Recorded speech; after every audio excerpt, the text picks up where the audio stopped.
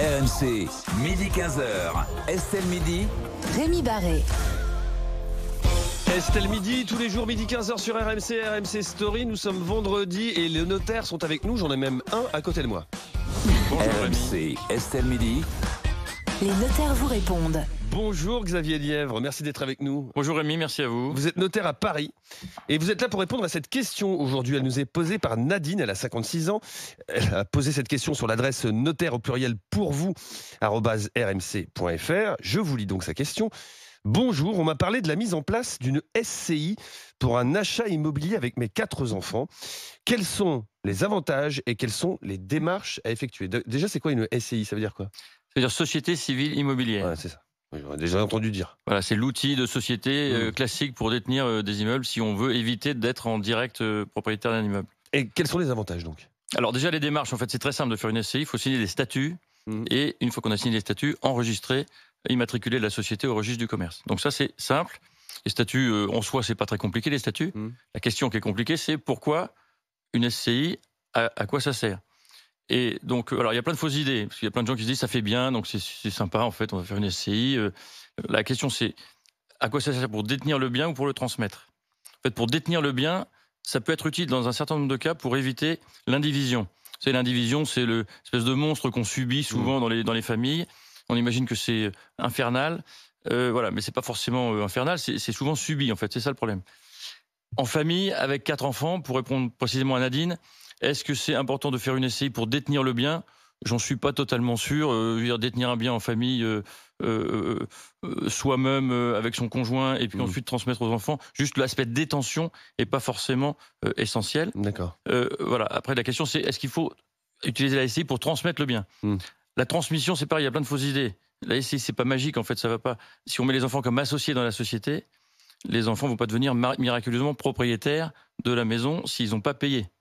Il faut bien que la SCI paye. Et si la SCI paye, soit elle emprunte, soit c'est les parents qui mettent de l'argent dans la société.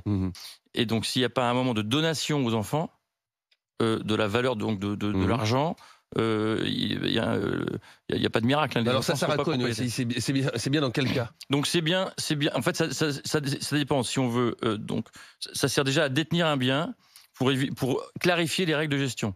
L'intérêt d'une SCI, c'est que les associés ont peu de rôle, en fait, souvent, et il y a un gérant qui est le patron de la structure. Donc c'est le gérant qui décide toutes les règles de gestion. Ça évite donc l'aspect indivision. Quand on est plusieurs propriétaires, en principe, il faut décider ensemble. Dans une SCI, le gérant, il décide seul. D'accord. La plupart du temps. Ça simplifie les choses quand même au niveau Ça simplifie les choses, ça clarifie la gestion. Donc est-ce que c'est utile ou pas, Nadine? J'en sais rien. Ça dépend comment elle s'entend avec ses enfants? Ça dépend comment elle s'entend avec ses enfants, ça dépend de ce qu'elle veut faire. Et ça dépend de la situation de famille recomposée ou pas. Voilà, il y a toutes ces questions qu'il faut étudier. Donc déjà, ça simplifie ou ça clarifie les règles de gestion. Et ensuite, dans la transmission, ça peut être utile selon le bien. Lorsque le bien est un bien qui va produire des loyers, ça peut être utile de mettre tout de suite les enfants, parce qu'en fait, ça veut dire qu'on donne les loyers futurs quasiment. Ah oui. Donc il y a des montages où ça peut être intéressant. Il faut consulter son notaire, comme on dit. C'est ce que j'allais vous dire, parce que bon, j'ai compris à peu près. Il n'empêche que je suis pas du tout spécialiste de l'immobilier. Emmanuel. J'ai une question, parce que moi j'ai 4 enfants, mais il y en a 3 encore mineurs. J'ai le droit de faire une SCI avec des enfants mineurs?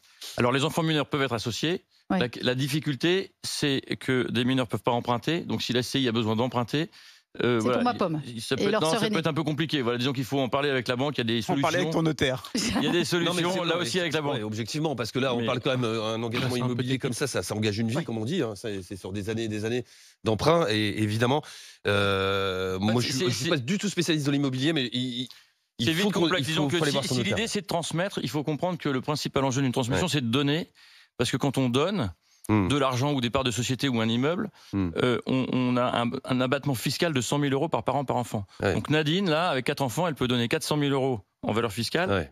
Et si elle réserve l'usufruit comme elle a moins de 60 ans, elle va donner en valeur fiscale que la moitié de la valeur du bien. Donc elle peut donner sans impôt un bien de 800 000 euros.